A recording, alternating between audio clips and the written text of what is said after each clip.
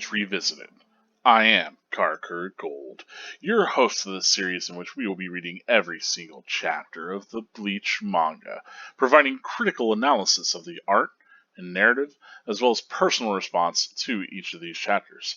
We'll also be discussing how the individual chapter connects to the rest of the manga as a whole.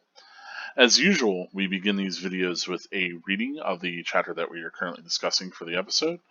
This is chapter 115, Remnant. The sounds have stopped. The two spiritual pressures are gone too. Which one of them died, I can't tell. These walls block and scatter spirit energy. The last traces are already fading. Why? No blood should be shed for me. Am I really worth shedding blood for? What would you say? Cayenne. Bleach, chapter 115, Remnant. Forgive me, Ichigo. I'm a little late. You took quite a beating, but against Kenpachi that's to be expected.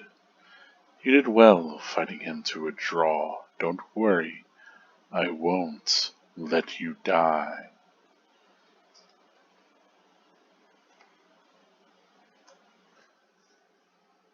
Whew, that spiritual pressure has finally died down. That was one crazy fight, huh? They demolished the eastern half of the Shinzaikyu. The Shinzaikyu is the Repentance Palace. I hope the cells inside weren't destroyed. Ha ha ha! What's wrong? You're shaking. Don't tell me the spiritual pressure shook you all the way over here. That's pathetic. What? But you're shaking too. You're pathetic. What? Why am I pathetic? What's this? Bird poo? Hey, are you okay? Huh? Who's there? You won't get away from me!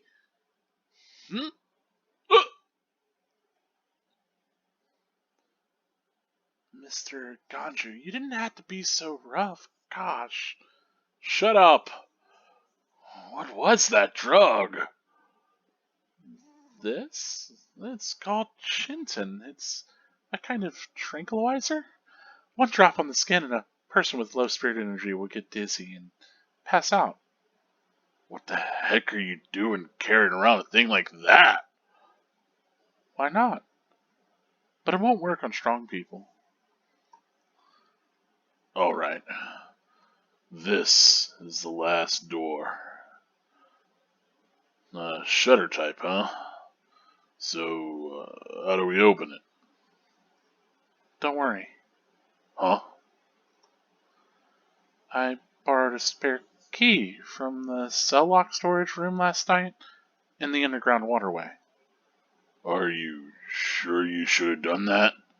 Probably not, but last night I was thinking about how hard Ichigo was fighting and how I always run away. Maybe that isn't cool. I want to save Miss Rukia too. So, I decided I'd do whatever I could. Even if I got punished for it later. But all I could do was steal a key. Guess I'm pretty useless. No. I think you did more than your share. Jeez, everybody's so desperate to save this Rukia girl. She must be a real cutie pie. Well, not really. Come on, don't be shy. Alright, let me take a look. Oh, Rukia!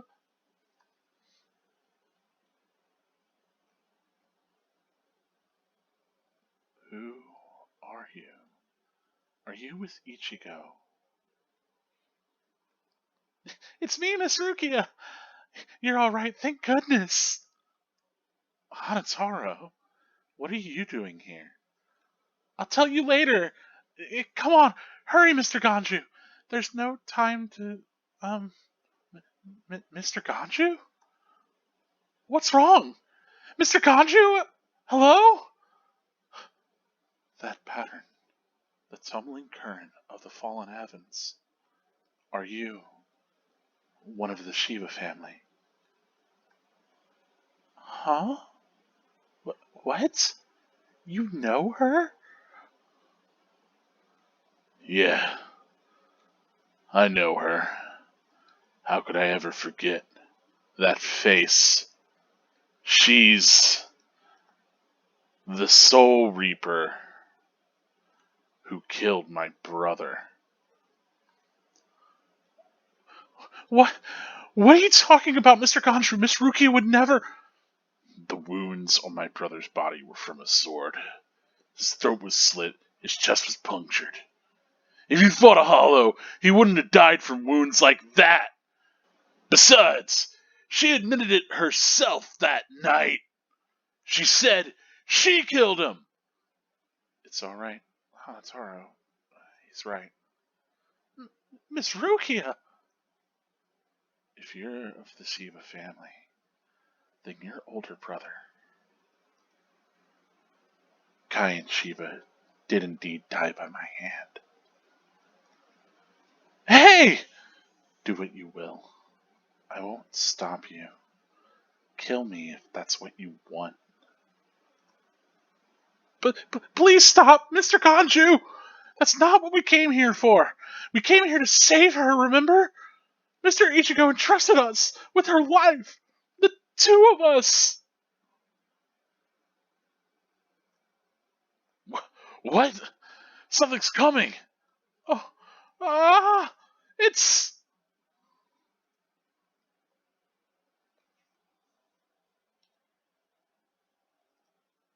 Continued in Bleach, Volume 14. That's it for the beginning of this chapter, but there are a few extra little bits. A little bit of extra bonus to go at the end, so let's get that, right? Let's zoom on in here. Hello, everybody. How are you doing? I'm Hanataro Yamada, Bleach, world's most bullied kid. You're too close. Stop crying. The banner says, Happy 2nd anniversary. 2 years of Bleach. The popularity poll was taken to mark Bleach's 2nd anniversary. I've been assigned the job of MC. I'm not sure I can carry out such an important duty, but come on. Hey! That's my microphone!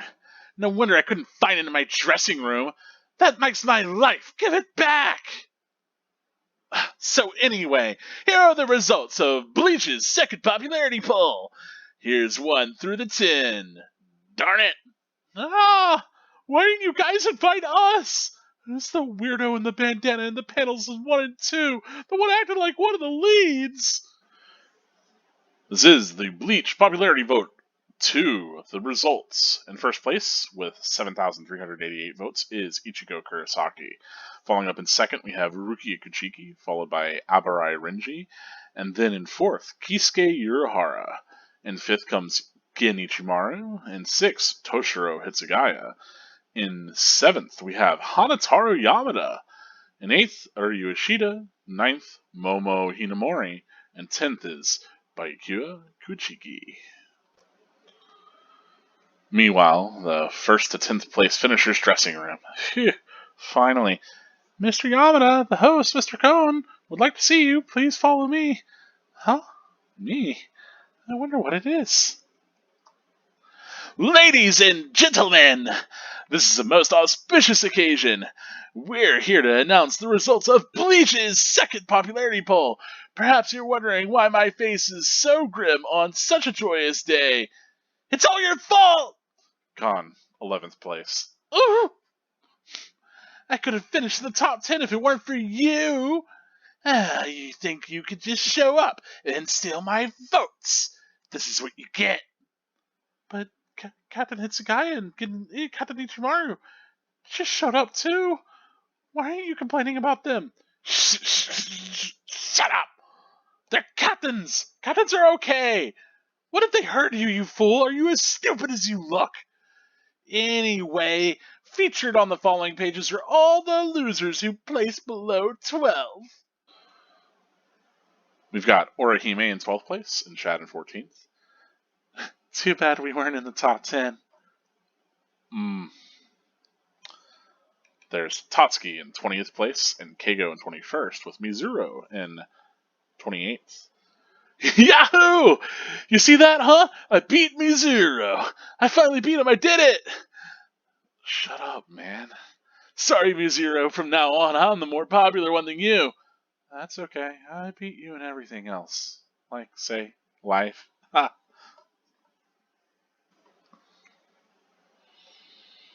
Yuzu is in 34th place, Ishin's in 16th, Karn's in 17th. Why did I rank the lowest in my family? Oh well, I don't appear that much. Oh, you poor baby! Come to daddy, Yuzu! Shut up! Masaki is in 47th place. Kukaku came in 25th place, and Ganju in 26th.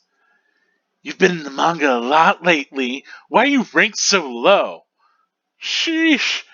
You've hardly been around at all. How did you do better than me? Because you did so badly, fool! Jinta got 42nd, Tessei got 53rd, and Ururu got 15th. How do you get so many votes? That can't be right. Meanwhile, Sosuke Aizen, 13th place, Ikaku in 22nd place, Yumachika in 34th, Kenpachi in 27th, Yachiru in 29th. Don't worry, rankings don't matter.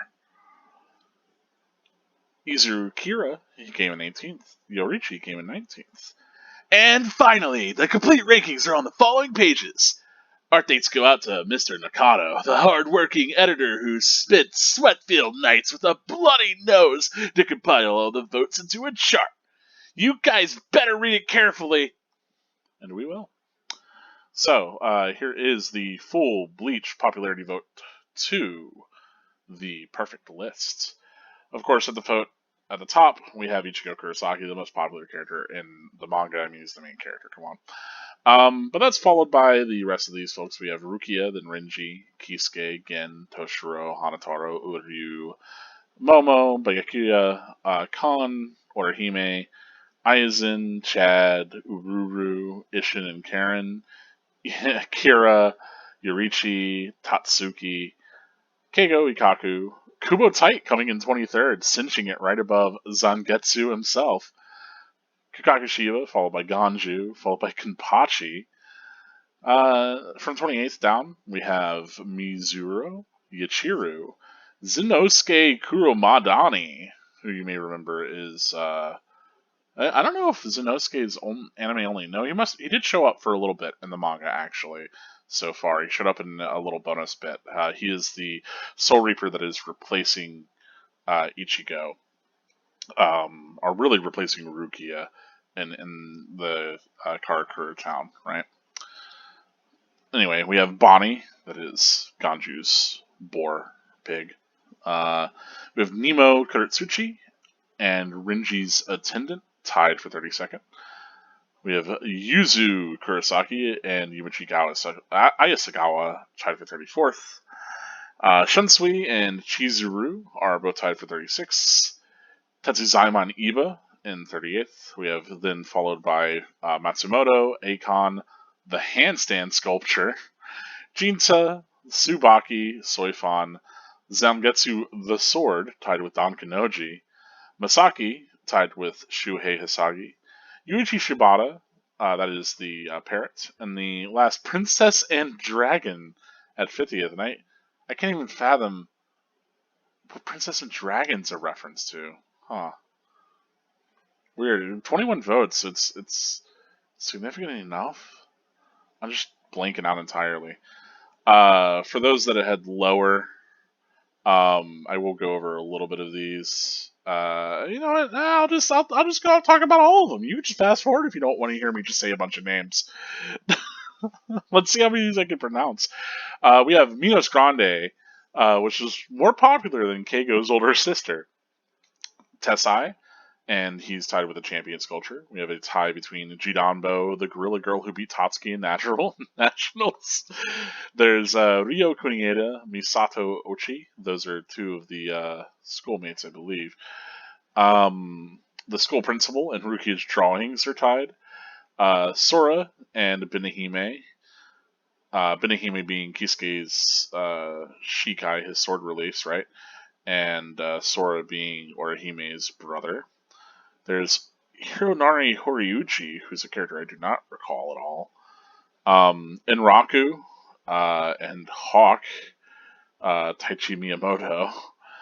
There is Tetsuo Momohara and Shuno, Mayuri Karatsuchi, Ayame, Little Mitch, the one that got kicked in the very first chapter, Tadambo Asano, and C.T. Smith. Which is interesting, C.T. Smith is included here. That's a character from Kubo's previous manga. Pretty cool character from Zombie Powder. There's Ichigo's little sister as imagined by Chad, which is a funny visual, and at 73rd, got 7 votes. More popular than Retsu Unohana, Zabimaru, the Justice Headband, Tomohiro Conrad Odagiri, First Love Sculpture, the Hell Butterfly, Sujishiro Kuroemon III, the Hollow Nin, who fought Rukia, Shigekune Gunryusai Yamamoto, the Melon, the man who yelled at Ichigo, Yobi Rin Mushi of the R&D department, the future Orihime, Tina, and Uruara Kokumashi. I love some of the entries that we get that people actually put votes in that ended up in here. Immortalized forever. But looking at 89th, we have everyone that got 4 votes. So Nano Issei, Mahana Natsui, Michiru, Shunshin Rika, Lily, Cookie, Sawaru Pin, the cat that served as Yorichi's model, Hitomi Victoria Odagiri, Tobi Ume, the star-shaped hollow, Top Kenji Yamashita, Gama Akutabi. Gama Akutabi, by the way, is the protagonist, I believe, of Zombie Powder, if I'm remembering correctly. C.D. Smith, clearly much more popular. He's one of the other protagonists, but, you know, Gama is like the... C.D. Smith is kind of like the Uryu to Gama's Ichigo, if that makes sense. Anyway, we have Richard Stedler Creasian. At 103rd and down as a big 20-place tie. We have Kaien Shiba, Uryu's Master, Bygone Hiyosu, Kogane Hiko, Shirogane Hiko, the pickle radish cut by Zabimaru. I like that Kogane Hiko and Shirogane Hiko got the same amount of votes. The killer who tried to off the champ in Orihime's Fantasy, Magical Girl Megalon, the hairdo on the cover flap of Volume 1, the lucky charm that Masaki gave Ishin, the Soul Reaper in Rukia's flashback, Shigeyo, the guy Bayakura talked about, the old man Ken, the vegetable seller, Reichi Oshima, Dumbbell, Sadamoto Sayanonji, Fever, Mitsuro Ishino, Felix Katis, and Ryuta Yokokawa. At 123rd, as a tie of all of the others, basically anyone that got at least 2 votes is listed here. We have Acid Wire, that is the hollow that Sora became. Grand Fisher, Urahara Shoten, so that's Urahara's shop. The Rukangai District Elder, Wabasuke, Jirobo, Ikanzaka, Midoriko Tono, Hollow, Kubo Sensei's Combo, Shinso, Hotaru Kazura, Madame Akiyama, Sokyoku, Karen's Doll, Ishin's Chicken Whistle, Kon's microphone, which Hanataro was using, wasabi and honey-flavored taiyaki-style ramen, Bruce Willis, Genichiro. I guess Bruce Willis is technically a character in Bleach. Genichiro Nanbu, Tessai's glasses whenever they were in critical condition, / Ichigo whenever he was about to turn into Hollow, the girl with the glasses in the R&D department, the Yumachika that Ichigo imagines, Ichigo's wristband, Piton, the one that's not Po, the Arc de Triomphe whistle, the Kazuhiko Kino, Keeper of the Gates of Hell, Chain of Fate, Satoru Kudo, Nancy, Wolfina, Balmonk, and Jade Hermitage's mother, a 52-year-old wrestler. And that is it for the popularity poll. Oh, we do have everyone that got at least one vote. Oh boy. Whew. I am very curious, but time to extend this video by even more length. We have Shibata's mother, the Soul Candy Yuki, or Hime's father, Akane Aki, Ginpaku Kazano Hana no Usuginu, Kototsu, the author and the friend who are busy moving, the row of ants that Kon protected, the Hollow Mask, the vase that fell in Chapter 1, the dog that Kon was about to be put into, the beetle that went after Rukia's chocolate, the guy in Yokohama who bought Orihime sushi, Mr. Kagine? Anyway, Bostov, the Valley of Paradise, Hotel Yaz gourmet rice dumplings and sweet bean paste, Captain of the 13th Company. Notably, that is a character that has not been named yet. He was sick, remember? Katsuhiko Hino, Ichigo's scissors that were used to cut Keigo's headband, the Zanpakuto's hilt, Ichigo's Zanpakuto, which Kisuke broke, the box containing Soul Reaper powers, Kenpachi's eye patch, Sosuke's glasses, Randy Johnston, Ewan McGregor, Tyranno Inoue, the ghosts that were making out in the broad daylight, the cat that's in constant heat, the entire staff, the hollow that fixed Grand Fisher, the hollow that was talking excitedly behind Tatsuki. By the way, the hollow that fixed Grand Fisher, I believe the name is Ice Ringer, but I could be wrong. Anyway, that's just a little bit of trivia for you. Either Ice Ringer or Ice Rinker, something like that. The window from which you can see the Sokyoku, Yuzu's banana, the girl watching spontaneous trips, the Soul Reaper cleaning crew, John Travolta, Keanu Reeves, Mary Hatsue, nerdy glasses, nerdy headband, Bostov uses a girl's festival doll, Orihime's homemade red bean paste filled bread, Yuzu's codes, Renji's eyebrows, Ichigo, when he was wearing the wrong outfit in Orihime's vision, the host of spontaneous trips, the special desk for throwing, Donkanoji's glasses, Bonkin Taiho, Kinseikan. The Kinseikan? Really? Ujudama, Karakura of Superheroes, the doll that Uryu fixed, Mr. Goofy Tattooed Eyebrows Man, Soul Candy, Alfred, Marie's friend, Mr. Kubo's parents who sent a letter to Radio Cone Baby, Kaname Tosen. This is the saddest thing.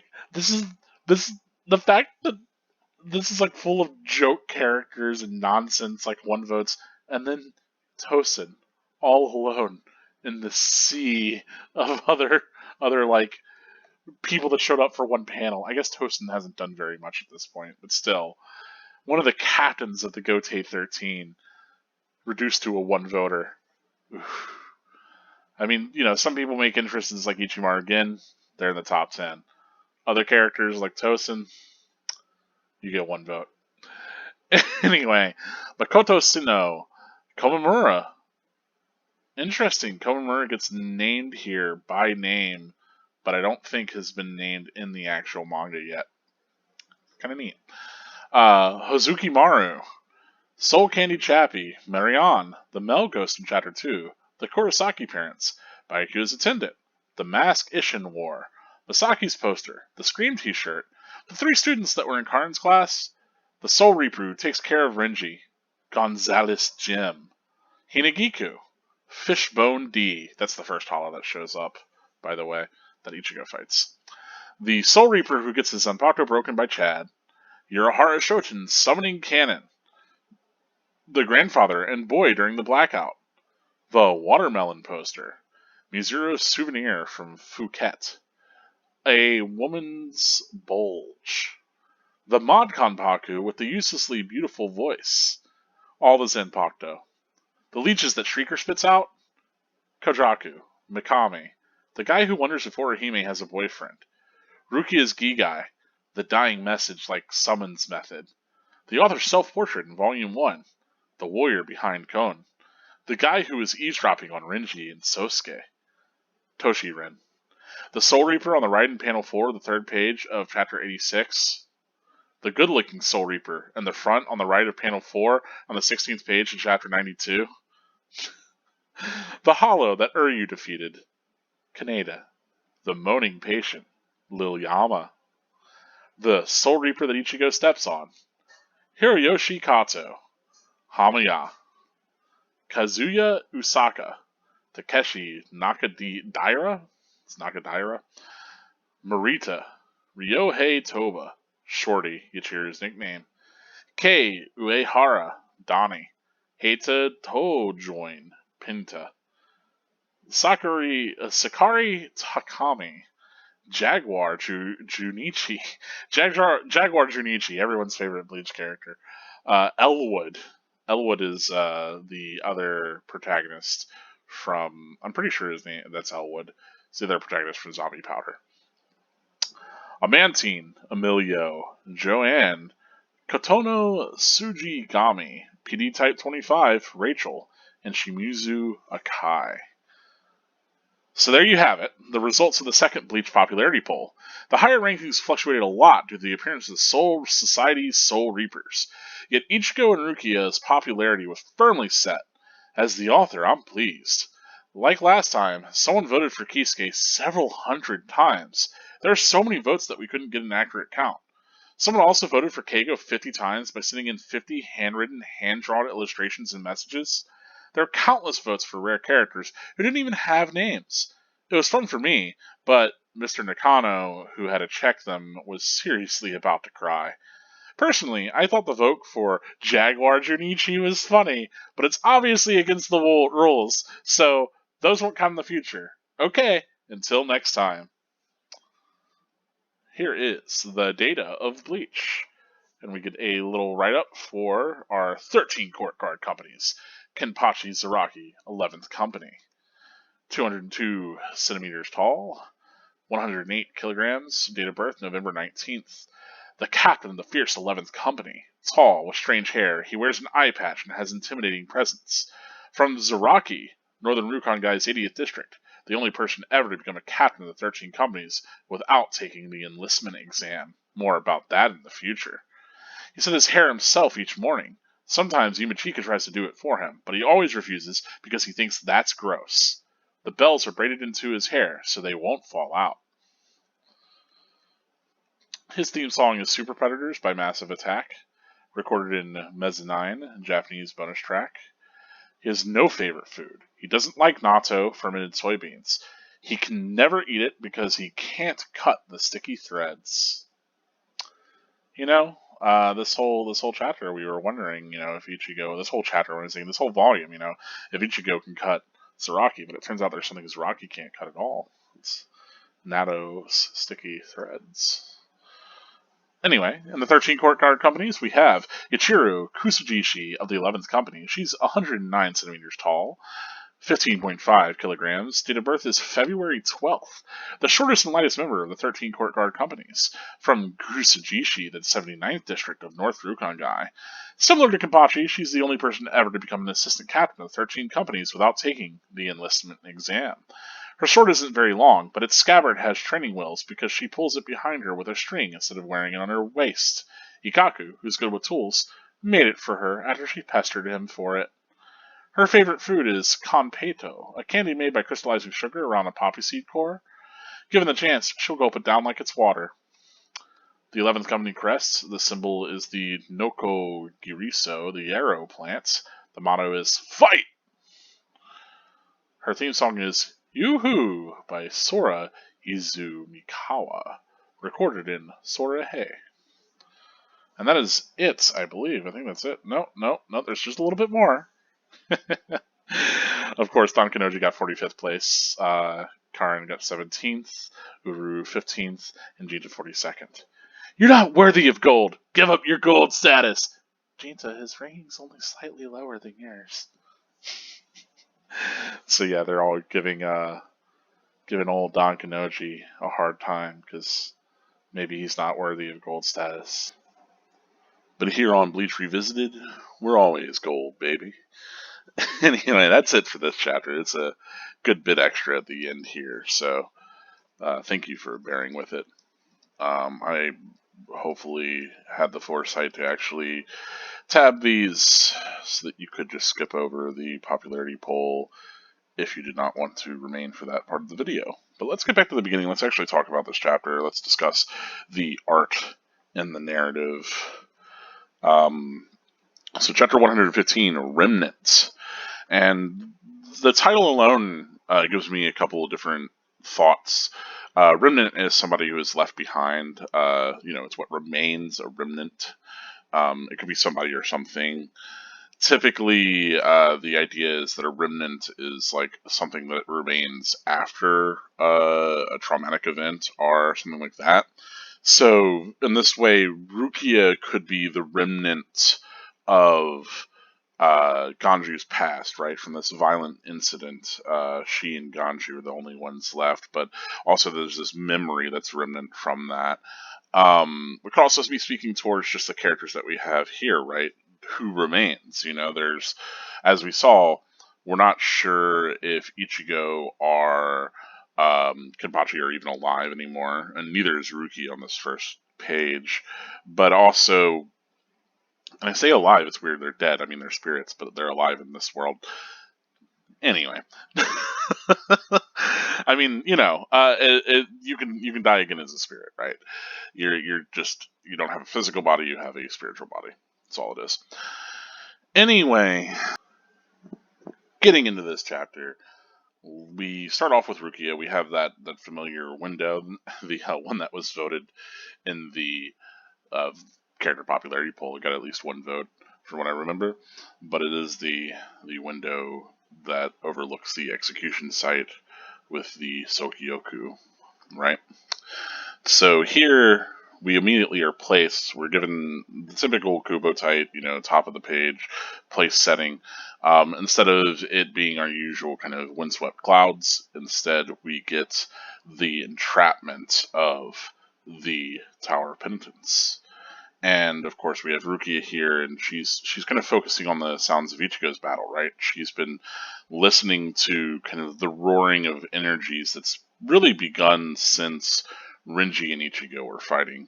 But she also heard the huge crack of the Ryoka entering and breaking through the boy, I'm not gonna remember the actual the name that they give the shield, but the barrier around Soul Society. So she realizes that, that spiritual pressures are gone. She's wondering which one of them died, implying that yes, one of our combatants has died. But the Seki walls here are blocking and scattering that spiritual energy. And Rukia really feels like she's not really somebody that's worth dying for. And I like that the whole time that we close in here, we don't actually see Rukia's face.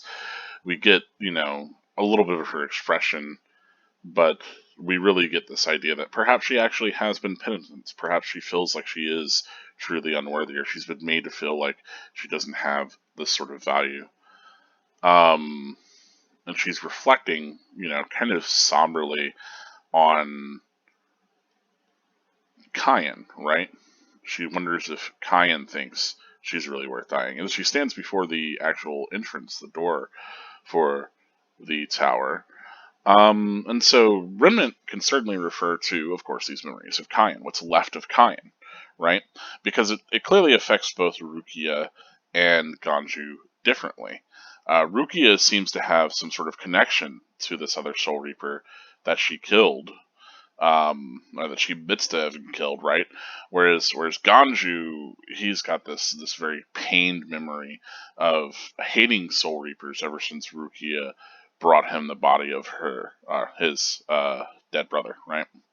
So here we finally get the name for Ganju's sibling, for Kai and Shiba. Before, in the earlier chapters, I think that was right before 100. Whenever we were around volume 9 or 10, somewhere around there, before we blast off in the canon, if you recall, Ganju gave this entire speech about how, Kai, what am I saying? Ganju. Ganju had a couple of moments where he was like, oh, should I really be helping out a Soul Reaper? What happened to our brother? And Kukaku was like, don't look sad, don't talk about that, what is wrong with you? And then, of course, he brings it up later that, yeah, like, look, a Soul Reaper killed my brother. They had a very, like, kind of demonic look about them. Um, they had no sympathy, and my brother, he was killed by a Soul Reaper. And since that day, I've hated Soul Reapers, which is fairly reasonable. I mean, if somebody in a position that's meant to protect people shows up and has killed one of your loved ones, you're going to resent them, especially if they are literally the one to deliver you the corpse. That's messed up. Um, so yeah, we get a little bit of that, and of course, here, like Rukia, we see the shadow that's long cast behind her, and so we can only think about the shadow that Rukia has cast over the family and over the past. But speaking of people that are not quite dead, let's get back to Ichigo, right? And we have, of course, previous chapter, Yorichi approached Ichigo, and here we have Yorichi, being like, yeah, well, you fought Kenpachi. Whoops. Like, good job. Clearly, Yorichi considers this to be a draw and not a loss, so Yorichi and Yachiru can argue on that. But I do like that we get like this little like step into the paw and then the quick zoom out as there's this burst of energy from Yorichi. And if you remember, Yorichi is kind of a really powerful master of Reiatsu, of magic. And so it seems as though Yorichi's going to be using some of his powers here, perhaps to save Ichigo. So it's kind of neat. More of our group is kind of grouping up. We have Yorichi finally grouping up with Ichigo since they had been separated. We have Ganju and Hanataro running into Rukia. And then, well, Chad's unaccounted for, probably just bleeding out on the pavement.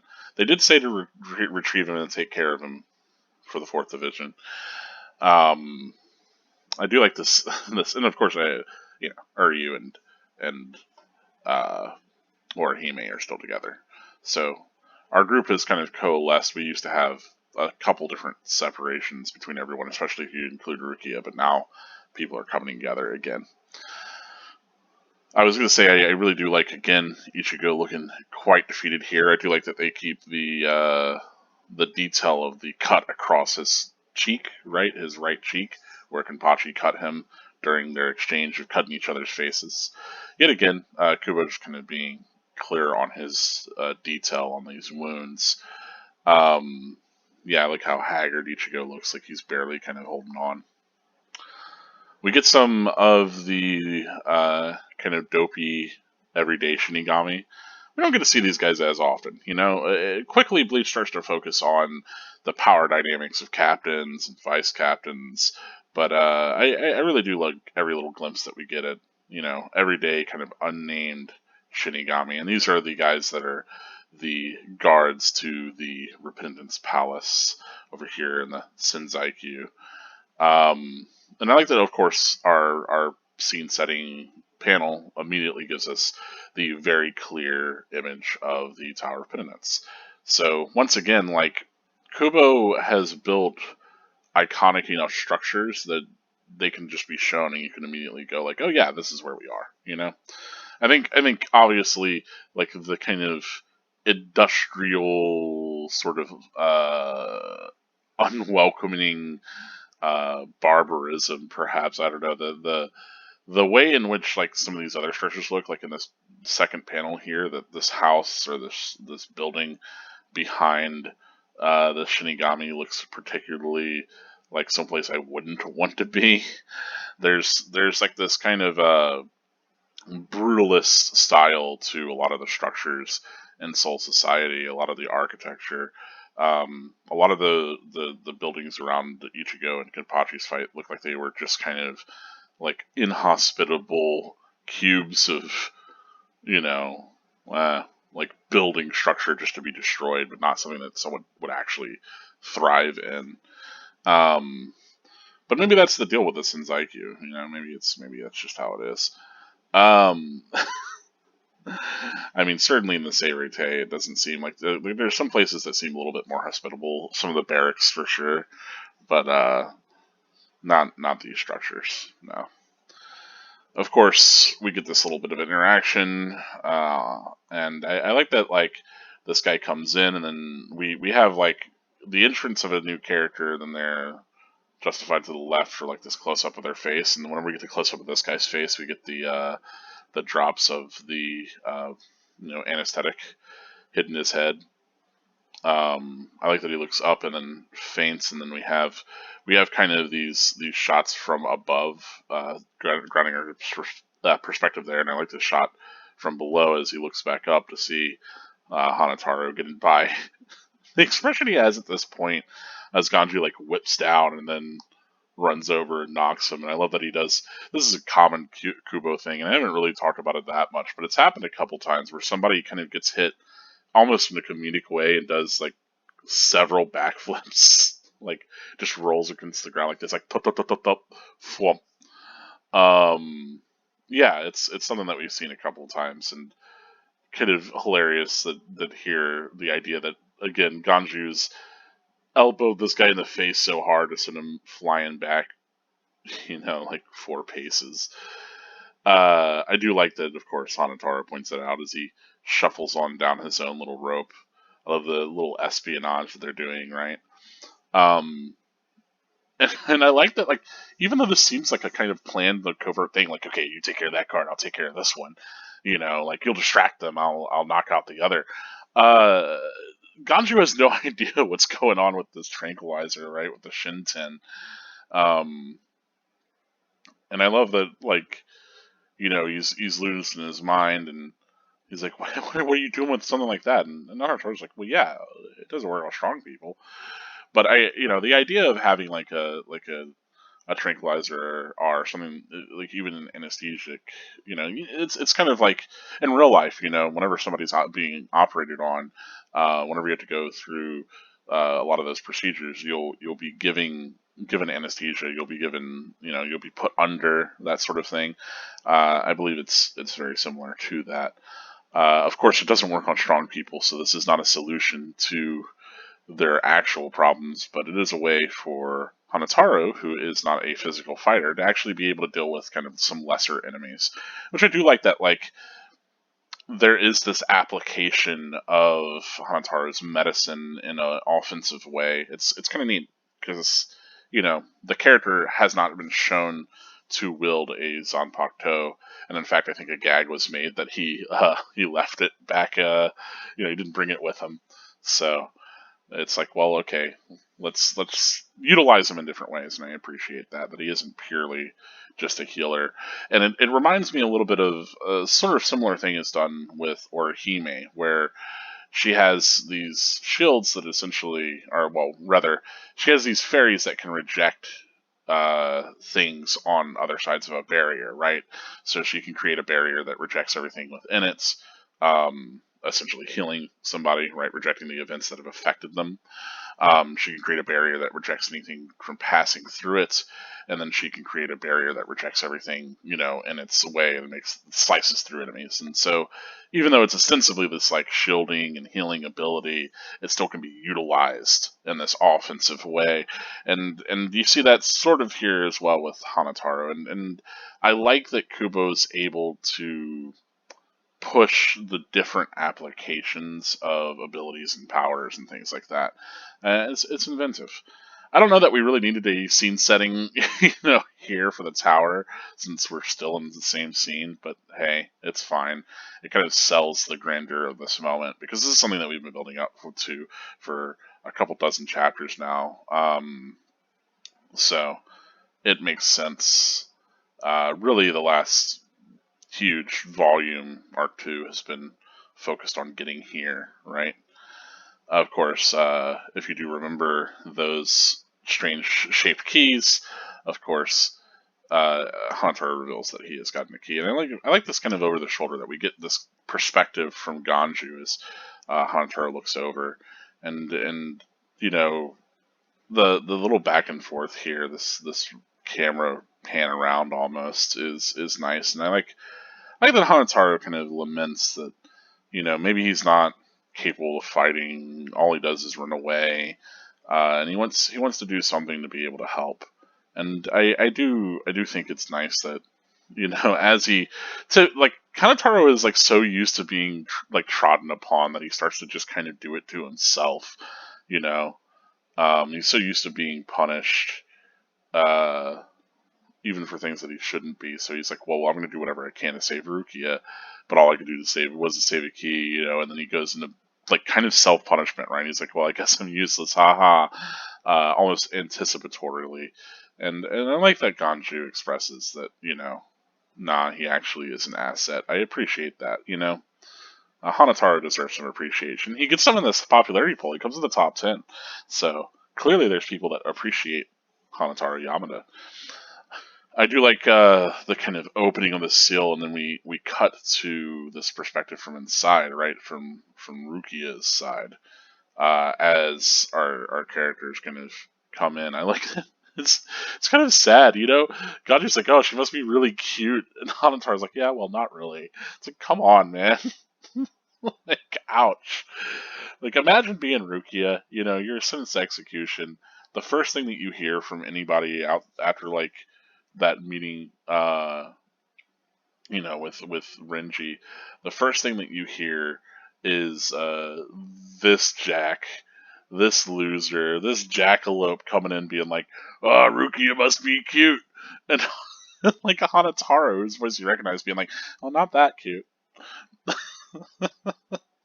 Of course, we're given this extreme shot of Rukia, and I do kind of almost like that the light behind her is almost like an eye as she is glimpsed here.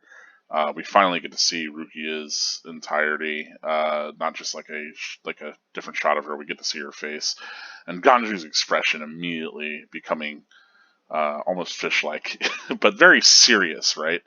That he's like shocked by the sight of her. And we're curious about that, right? I like that, you know, there's a little bit of surprise from Rukia, but then we're given that image of the Soul Reaper that killed Ganju's brother, right? We're given that kind of harkened back look to how Rukia looked on that night. And yeah, I like that Ganju's trying to like kind of even like hold an arm out to block Hanataro, but Hanataro runs around and past him to bring Rukia forward. Um, and yeah, Ganju's still just like stunned. The person that they were trying to rescue the entire time was somebody that could have done something so heinous to his family. I think that Rukia actually is the one to realize that and to call it out, to like recognize him by that pattern. If you remember, this was actually shown. We were shown a little glimpse of Kaien as we saw the spiraling pattern on his arms. We know that pattern to be on Kukaku's clothing, and so here it is, of course, on Ganju's as well. And it's this tumbling current of the fallen heavens, which is kind of interesting. Like we haven't really been given a lot of insight into this design, but the idea that it's like this kind of tumbling current, this wind moving downwards, and one thing that I want to mention, this something that kind of connects the Shiva family so far, and I think speaks towards this tumbling current, right? Um, right, it is the idea of movement and transferal and momentum, and so Kukaku is able to kind of create this movement that launches the cannon, right? This transferal of energies. Ganju is able to, with these swirling movements of his hands, able to transmute the reishi that makes up the ground or structures into flowing sand. And so with the Shivas, there's this idea of a current or a flow, which is really cool. And so I like that that's also visually represented in traditional kind of clothing or like the symbol that the family has, that like there's like the core thing behind their powers. Because so I was talking about, like there's like this kind of elemental bent to their power of, like fire and air and earth, right? And so it's neat here that we actually get kind of the connective tissue of that is this tumbling current that it seems as though perhaps the Shiba are associated with. And she brings up, you're one of the Shiba family. Now, Shiba family, like, families being significant is kind of a interesting thing in Bleach, because it's never really, like, up to this point, and really, like, as far as we understand, the families, like, there's this idea of family significance. I mean, we talked about the Kuchiki family before, right? And how Rukia being brought into the Kuchiki family was heavily significant for raising her social status. And clearly the Shiba family is one that isn't like this huge noble house with a bunch of money, but they're still a prominent family. They have this pattern that's associated with them. There's a lot going on there with the Shiba family. And so families seem to be significant, and especially in light of what we learned with not just Rukia's background in the Rukon guy, Rukia and Renji, but especially with Kenpachi, with ZARAKI and Yachiru. There's a lot of people that just don't have names, or they're just named after the places they have.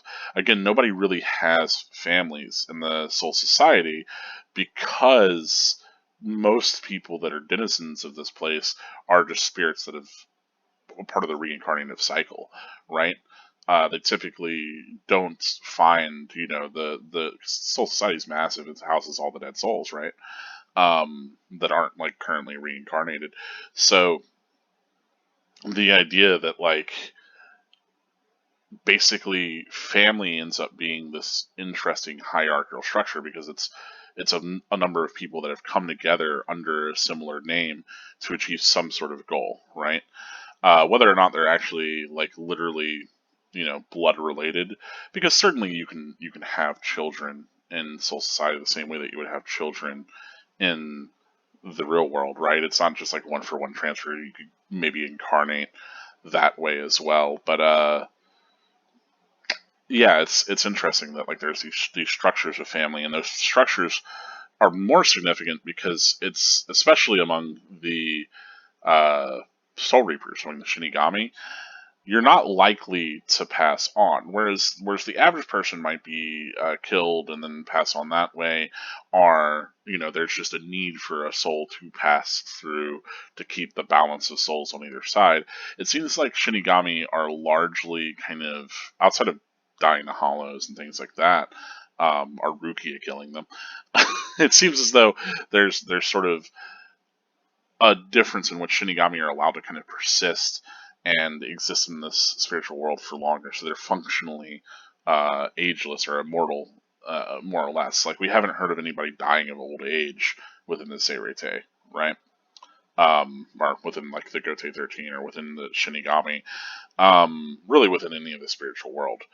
And like that's one of the things that like Rukia kind of highlights about the Soul Society, is like there aren't like these needs to sustain your soul anymore. Maybe whenever you become more powerful, but that's a different story. Anyway, point is that if you're around for a longer time and you create this familial structure, you essentially create a clan. You make a group that top down you have these different generations in, and you can kind of pass on knowledge, wealth, secrets, power, things like that. And so it's kind of interesting that Bleach, like Kubo, thoughtful of the idea that there would be this military hierarchy, and that there would be these people that would naturally kind of convene and coalesce in these ways. They would form these families or these clans, and those would rise to prominence. And so it's interesting here, because we have the Shiba family running into one of the Kuchiki family, and there is this kind of issue between them, because of course Rukia has killed Kayan, who was the really up and coming prominent scion of the Shiba family.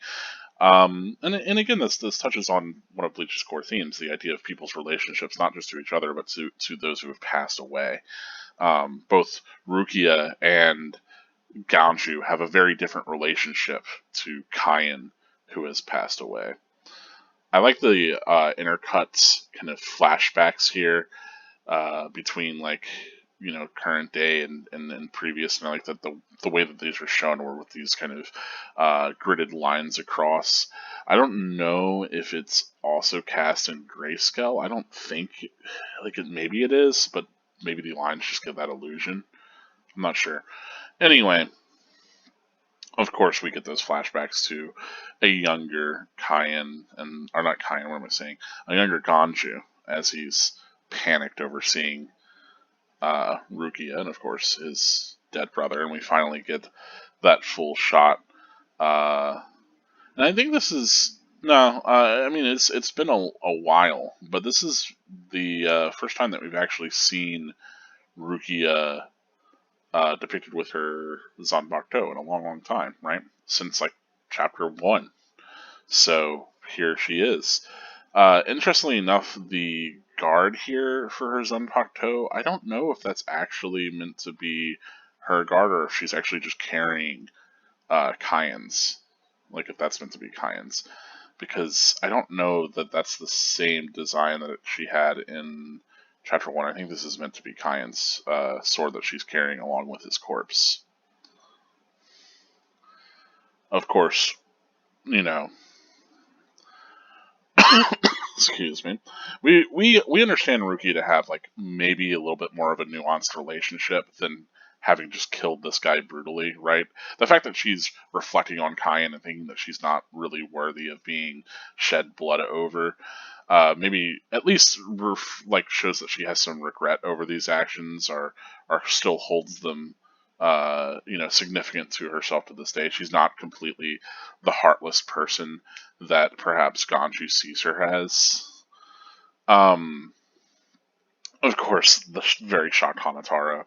I like that he's like, "Oh, Rukia would never," and we get this like, okay, well, he had sword wounds. His throat was slit, his chest was stabbed through. Hollow wouldn't leave wounds like that, and she's the one that said that she killed him, right? I like that, Rukia, like, we don't get to see her face here. Again, her expression is hidden.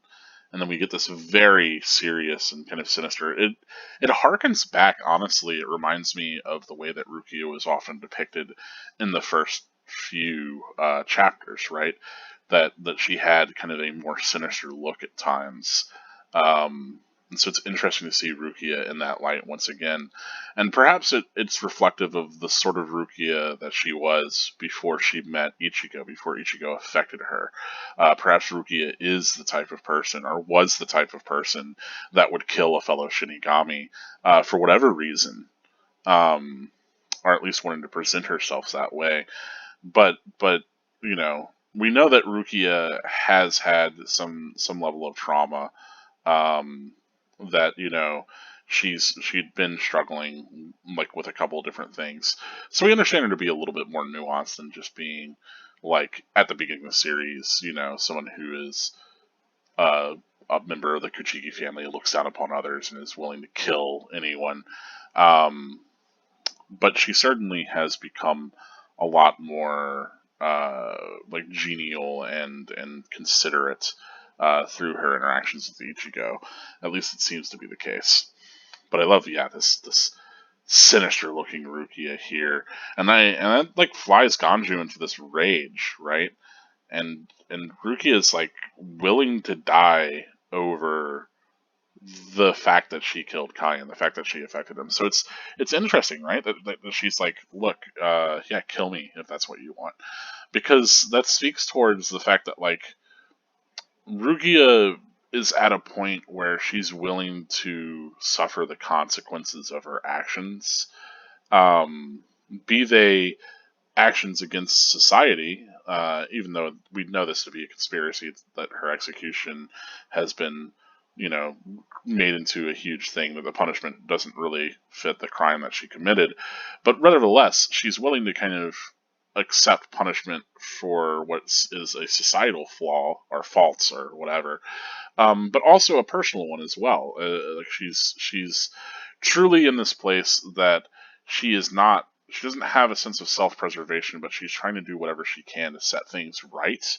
And at this point, that's become this weird sort of self-sacrificial kind of point of view, right? Which is, it's a bit tragic. It's a bit sad. Of course, I like that, Hanataro is the one to remind Ganju, like, hey, look, like, we're supposed to be saving her, dude.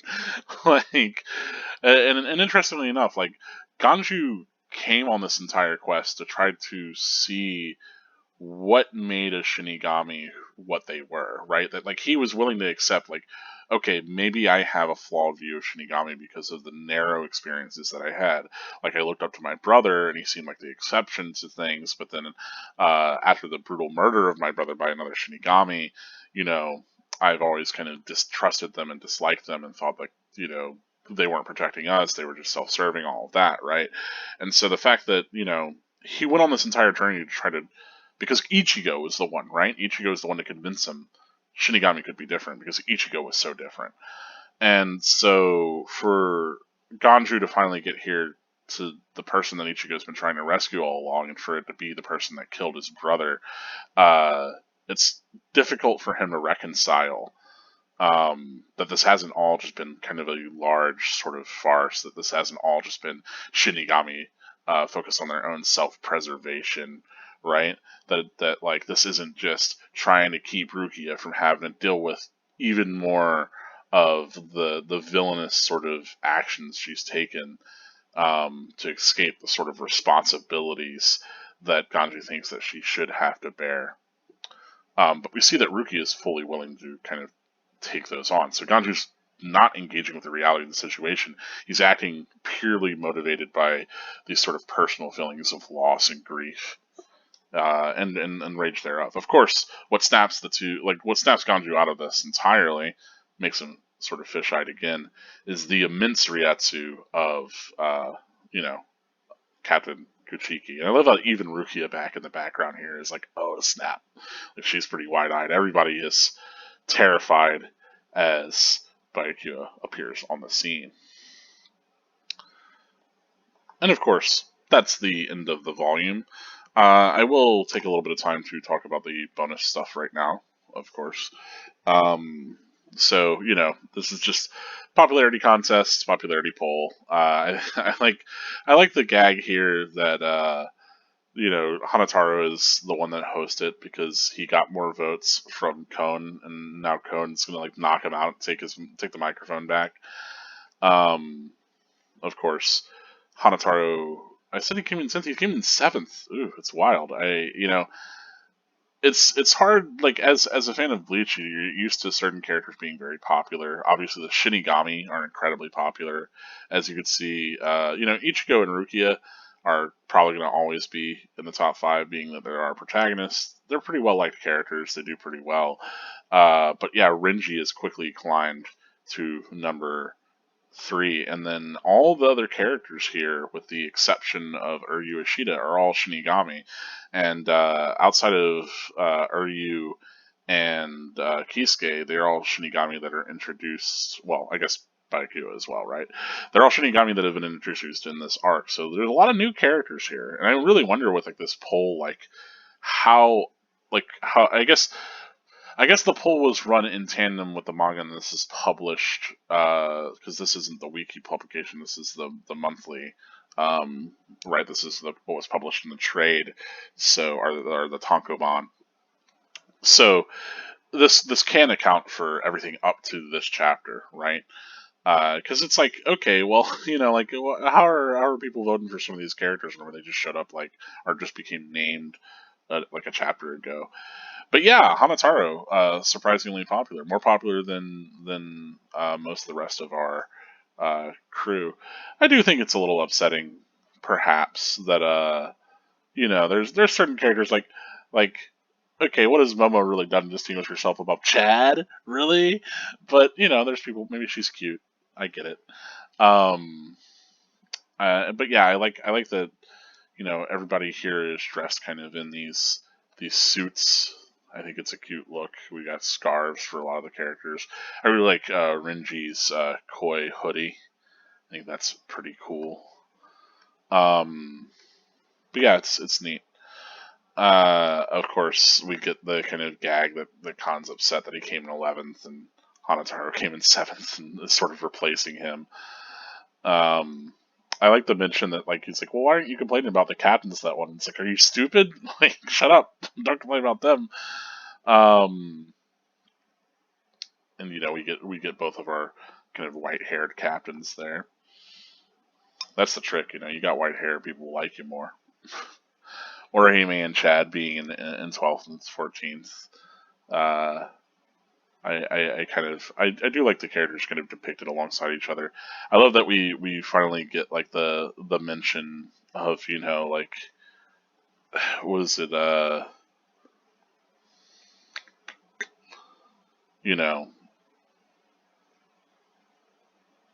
man, I'm trying to think of where it was said.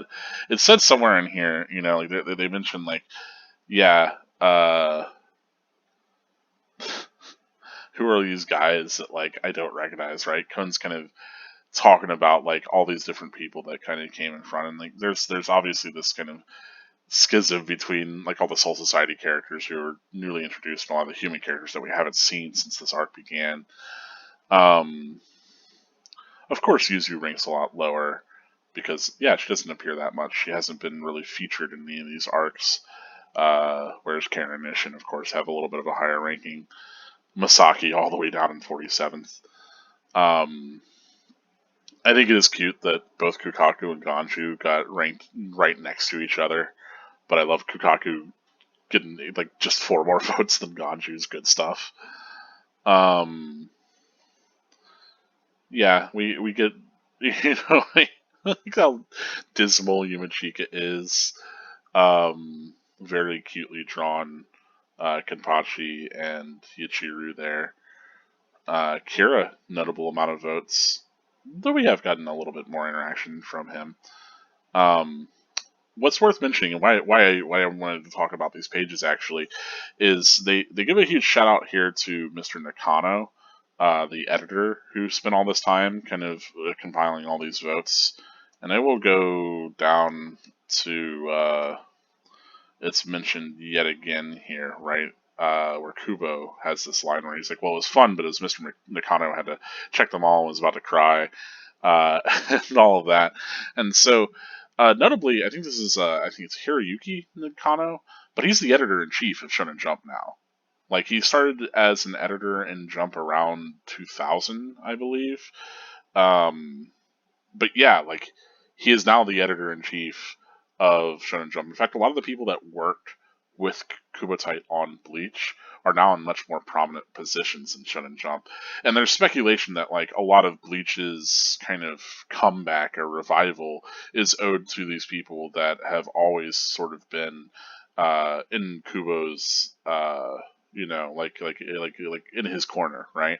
But I think it's cute that, yeah, the guy that's this editor that, like, was going to cry over having to do this and put in all this extra work to get this all curated, that he is actually still a prominent figure there at Shonen Jump. Yeah. By the way, Jaguar Junichi is a character from, like, an entirely different series. It's not even one that has anything to do with Bleach. So, like, it's from another Shonen Jump series. Kind of the joke here, right? Like, hey, that's pretty funny, but come on, guys, let's just vote for Bleach characters. So, by the next popularity poll, it'll just be Bleach characters, is the idea. Yeah, no, but that's it for this chapter, really. For this volume, I guess let me jump back to the beginning, and I'll talk a little bit about how I feel about both chapter and volume. I like this chapter a lot. I think this is a great way to close out the volume because a lot of the conflicts that we've had have been coming to a close, right? So Ichigo versus ZARAKI, the big kind of fight of this volume, has ended. So, and we finally are saving Rukia. So it's like, okay, well, we need to start introducing new conflicts to get people interested and hooked, right? We have to constantly kind of keep our characters under pressure, because the day is not won yet. And so I like there is both the complication of like Rukia having done apparently some pretty heinous things that she has some misgivings about, the murder of Kayan, right? And that creates this new connection between Ganju and Rukia in a way that we might not have expected. Um, and that, Byakuya has shown up now to put a stop to this rescue. So we have, this character that certainly outclasses the three characters that we have here in the tower. And we have to wonder, like, how are they going to get out of that? What's Ganju's relationship? Like, how is he going to kind of parse this intense kind of hatred that he has towards Rukia? How is that going to factor into this rescue effort? Is Ichigo going to survive? So we're left with like a lot of questions, and we're left with the kernels of a lot more conflict, both actual physical conflict of characters fighting each other, but also emotional conflict as well. What I would have liked to see before this ended was at least maybe a glimpse of Chad, or well, really of Uryu and Orihime. Like Chad, we can assume like we've been told kind of what's happening with him, right? Where after he was defeated, they're going to keep him for questioning, they're going to keep him alive, they're going to take care of him. But we haven't seen him yet. We haven't gotten follow up on that yet. So that's something that we can kind of anticipate. But both Uryu and Orihime are still making their way through the Soul Society, through the Seirete. So you have to really wonder, like, what's going on with them, and I wish that we had a little bit more to tease us towards that, to kind of bring us into the conflicts that they will be facing. But all in all, I do think this is a really strong place to end the volume on. And again, I always talk about how Bleach is written for this volumetric format. It's being written to read in these collected forms. It usually sold way better and did way better numbers. I say sold way better. Basically, the way that Shonen Jump worked was people would buy the manga, weekly as it came out, and Shonen Jump is a publication that comes with a single chapter of all these different manga that Shonen Jump is publishing. They've moved more to digital, but they still do their paper publication. Anyway, the idea is that people would then go and read those, and then there would be popularity polls that they'd fill out for, what manga they were reading, what they liked, so on and so forth, like rankings. And those weekly rankings are subject to a lot of speculation on whether, like, how much they affect different manga. But basically, between that and, like, cells and other figures, that's what decides, like, okay, what is doing well in Shonen Jump, what needs to get cut, so on and so forth, right? And Bleach was always kind of ahead of most of the pack, but never number one. Remember, this is being published at the same time as Naruto, at the same time as One Piece. Both One Piece and Naruto, I think, predate Bleach. I'm pretty sure that they were being published before Bleach was. Naruto is a lot closer to Bleach, but One Piece had like a few years ahead, I believe. Nevertheless, they kind of, those three became the emergent sort of like figureheads. Like they were the ones that were always the most popular in the weekly manga. Ergo, they were the big three, because for about 10 years, these were just like the undisputed biggest manga that were published by Shonen Jump, which is one of the bigger kind of manga publishers, right? And so that's kind of the reputation that Bleach had, but it was never number one. Obviously, One Piece kind of held that for a long time, and still mostly does. It's been kind of knocked out of that here and there, but by and large, One Piece has been wildly popular, and it's in large part due to a certain amount of momentum, right? It created this larger epic, and then it kept that going on. But where Bleach would actually see a lot of its popularity was in the collected volume. A lot more cells of Bleach. I say cells of Bleach because, like, a lot more of Bleach's kind of popularity was owed to people buying it in these collected volumes. It always had really good volume cells. So, yeah, I think Kubo was cognizant of that, but I think part of the reason why it had such better volume cells is because instead of being written to be consistently kind of firing on all cylinders weekly, where every weekly chapter was this huge sort of dynamic experience that's going to set up a huge, like kind of cliffhanger moment, or really want you get you reading every week, but have less narrative consistency along the long run. It was for this collected format, so it reads better whenever you have it all in front of you in a tankobon or in a trade, where you can read a couple chapters at a time, and the volume itself can come to a big kind of thematic like kind of note, right? So this volume, The Undead, right? We focus so much on Ichigo, the growth of his powers, this battle with ZARAKI. We get the culmination of that, and then we get how Kaien, another character that's dead, is still affecting both Rukia and Ganju, right? So the undead is made thematically resonant through all of that. But we get the entirety of this big conflict and this growth and these connections, and then we get the start of something new.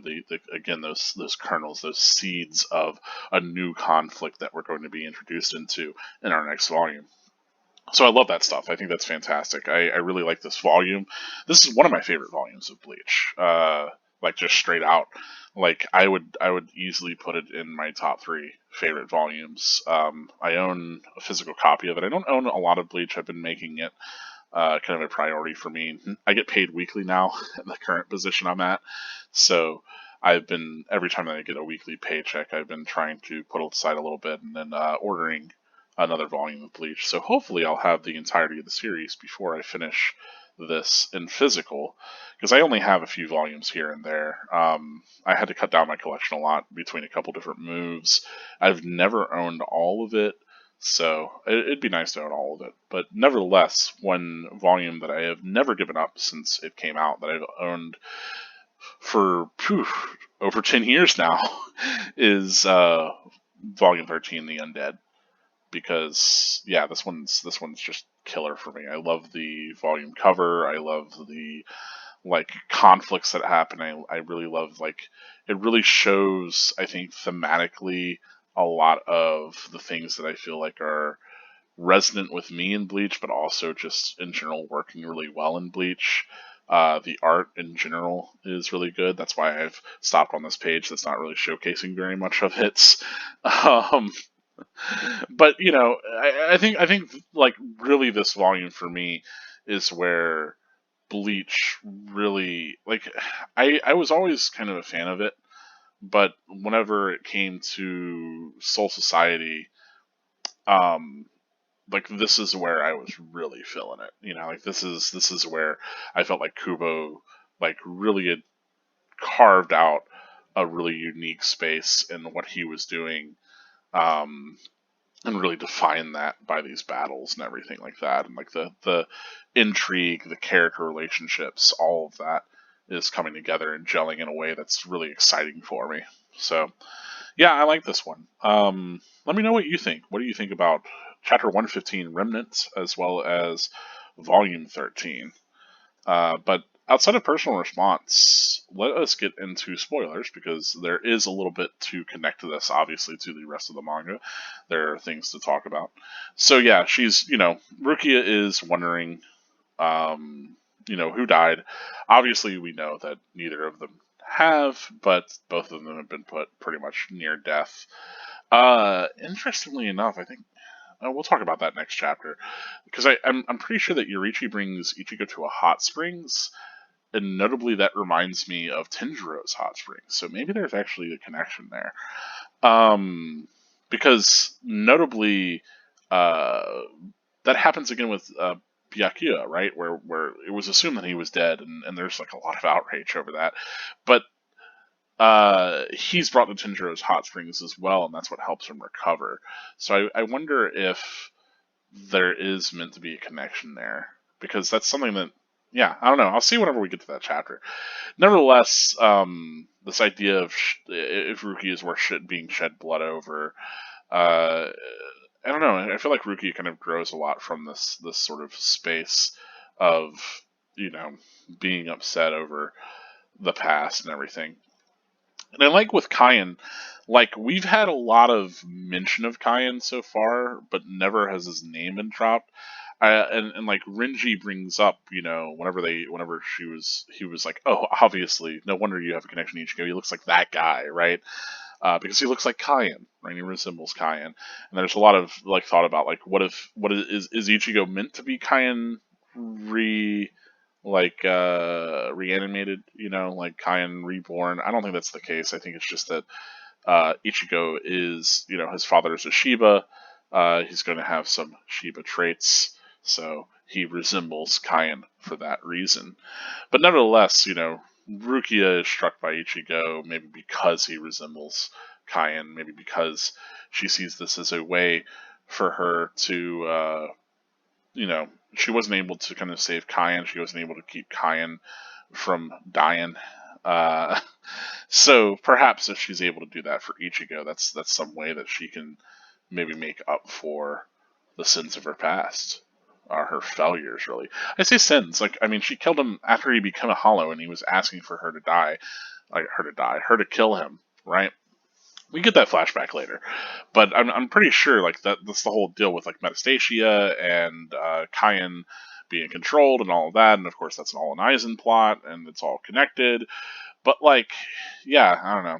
Anyway, um, yeah, I like Yurichi, who was like, "Hey, just run away from any captains that you run into," But Yurichi's just like, "Well, good job. I won't let you die." Which is nice. Um, don't really have much to say about these guys. Uh, yeah. Interestingly enough, like Hanataro having this kind of ostensible like medicine that he can turn into something to hurt somebody is something that is reflective of his actual Zenpakuto. So if you don't know, because it's not really featured prominently within the manga anyway, Hanataro's Zenpakuto actually heals the people that he hits with it. Is the whole deal. It becomes like a little scalpel whenever he releases its Shikai. Um, but the idea is that as he hits people with it, it actually heals them. It's a healing implement, but it builds up all of the sort of wounds that it has absorbed, if that makes sense. Like it kind of builds up that energy, and then he's able to release it in a big attack. So it is reflective of what he's kind of doing here, where he's got this healing implement, but he's able to use it in a way to hurt somebody.